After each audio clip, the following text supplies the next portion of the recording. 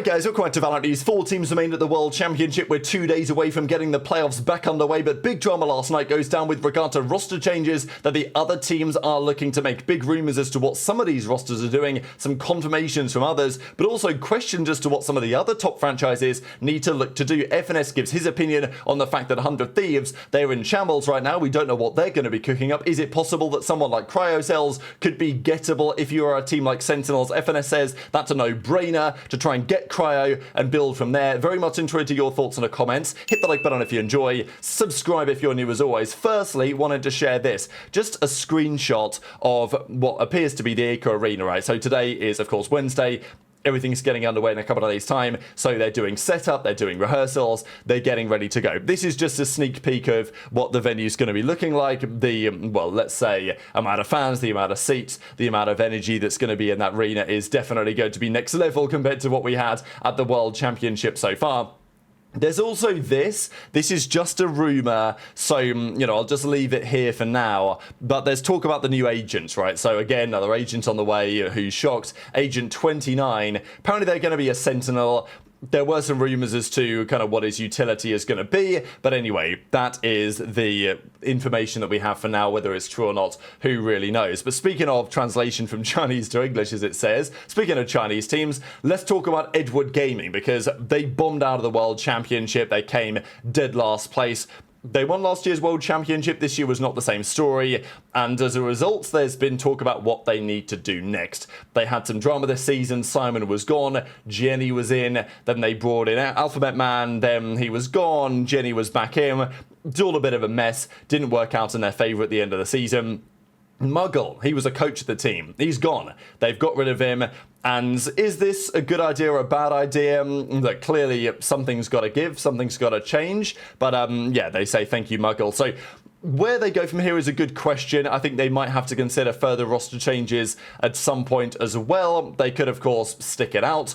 But they decided that the way that things have gone, the fact that they won champions the year before, this year they made it, but, you know, they qualified, but didn't go to plan.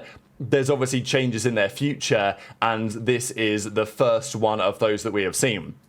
Speaking of coach changes, this is probably the biggest news of the day. On FrosT, head coach of Talon, or former head coach of Talon. So we know that all the drama with the middle of this season anyway in the Pacific was between FrosT and Termi, right? Termi, coach of DRX. They're still alive, as we know, at the World Championship. They very nearly didn't qualify because of Talon's very impressive run. They eventually fell just short, and therefore Talon didn't make it. But there could have been such a different time at this World Championship. DRX, I mean, look, DRX might win the whole thing. They look pretty damn good right now. They nearly didn't make it because of Talon, right? And FrosT and Termi had this big drama for quite some time now, but Talon are going to get rid of him. Now, this is an interesting decision. Maybe it's understandable on some level. Maybe they want to go full Thai, maybe bring in a Thai coach or something, but his contract is expiring and they're not going to renew it. So this is a pretty big deal, right? FrosT concludes his time. He's had, like, he's a controversial character, but I think over the last few months, he's definitely turned heads in the community, and people have been like, you know what, FrosT, I respect what he's done with that team. He actually gives his own take on it and says, I would have preferred this to wait until after champs, but here we are. It's been leaked now, so let's talk about it. I'm an unrestricted free agent as a coach. Last 3 years, I had 9 rookies. Furia was 4-2 before I got fired, tied for second in the Americas, and you guys know the story with Talon. Call me trash now, right? And look, at the end of the day, think what you want about FrosT. As I say, he's pretty controversial. He's been around the block quite a few times. But to his credit, the teams that he's coached, he has achieved pretty good results with those teams. And he's also a very notable figure in the community right now that certain teams would probably benefit from as well. So I think there is a world where FrosT is heavily considered. Now, would I expect him to come back to the Americas?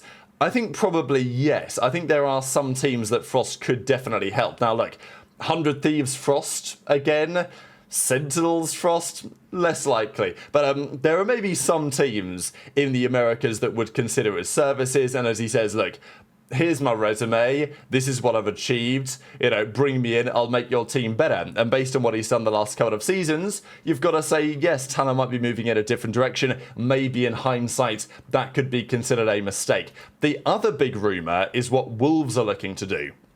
So Wolves had such a great time in Toronto, and it felt like they were going to be a force at Champions, but of course they never even qualified. Now, rumour has it, they're looking to make some serious changes, and they're looking to import a support player. So we're not really sure what's happening yet, but Ominous says, based on our extensive scouting, we found a lack of good Flash Initiator players in the Chinese region, hence that is one area we might be looking to work into our roster. So I'm not sure what they're going to do yet, but they will be making changes, Wolves, of course, and it seems like they will be looking for an import from a region to play Flash Initiator because they can't find the strength in depth right now in China. So intrigued to your thoughts on that in the comments.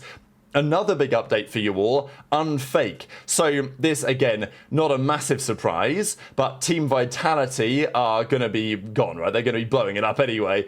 We think that Les and Dirk are probably going to stay. They signed 2-year deals. Unlikely they're going to be going anywhere yet.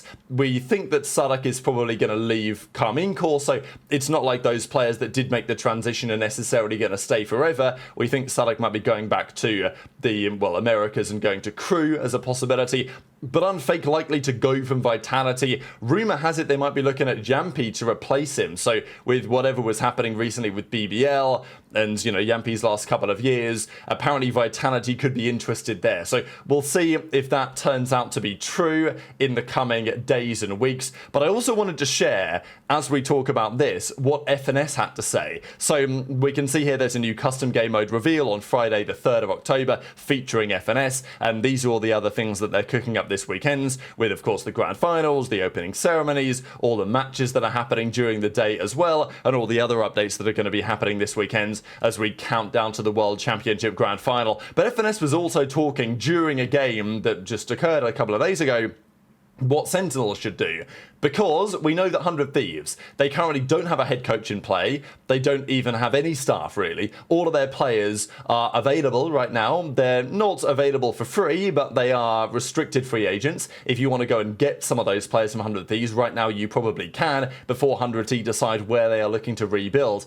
As a result of that, there has been some discussion, what if you put Cryo Cells and Zekken back together again, this time on Sentinels? And FNS has been talking a lot about a fair few things over the last couple of days. He was talking about Aspas and the impact that he has, being the greatest, but also Cryo and how good he thinks he might be. And if you're Sentinels, you just do it and you ask questions later. It's just 1,000,000% you get Cryo. Cryo will win a tournament. I don't know what with who, but Cryo Cells will eventually win an event. He's isolated. When Ye was at his peak in 2022, there was only one player in the region that was even close to him. That was Cryo Cells. And he has been consistent since then and gotten better, actually. Look to try to get info. This is where you want to be trying to punish an info push like this. That's 3 years ago. I'm just giving you a high peak player. Information on Riens and Gen.G. Like, a lot of people think Ye's peak was the highest out of any player or whatever. It's arguable, at least. And Cryo was the only one competing with him. Now they make them in the region. Maybe you could put Aspas in there. But at the time, we weren't playing against Loud. What role would he play on Sentinels? You can put him on Sentinel, you can put him on Controller. Because you can do what a lot of these teams are doing that have like a lot of firepower. For example, a team like Fnatic, a team like PaperX, and you put Cryo Cells on the Sage, Chamber, maybe Controller role. Like Omen only though, not Astra and shit. You put him on those 3 agents, he will fry. No matter what the map is, he will fry. Or you put him as a secondary duelist, not the first guy going in.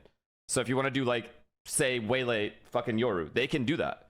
They can do Waylay Yoru with Waylay, Zekken, Yoru, Cryo easily. Now Flickless back with ult in hand. I am telling you, we have not seen the best from Cryo. He is better than what he is. He is actually way better than a lot of people think. The KO and he will win a tournament. It's just I don't know with who. To a Cypher or any of the other. Let's just theorize the lineup, okay? So John QD, Zekken, Bang. All right. Bang is also replaceable, by the way, in this scenario here that we're talking about. Cryo Cells, So say you replaced Bang, say for example, with Cryo cells, right? A significantly better player, you would say, because technically Cryo can play smokes. Or you could change up roles however you want, and you get Crashies in who can play basically any initiator.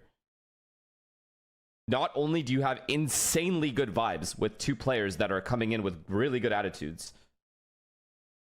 you also make very, very, like, you're adding really good players with the decent amount of experience. So you're not lacking in experience at all. You have good experience on the team, talented players, and you're significantly improving the firepower of your roster.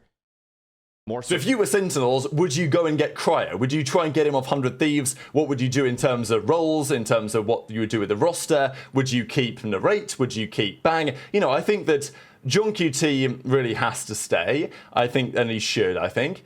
Zekken isn't going anywhere, so that's already 2 players that you've got to consider. I think there are questions on Bang and Zelsis. I think Narrate is very, very talented, so I think I would question getting rid of him. I think I'd prefer to keep Narrate around. Bang, I can go, you know, I did rate Bang for some time, but you know, I think it's possible to consider replacements there. And then Zelsis, I think, is a very important component of the team.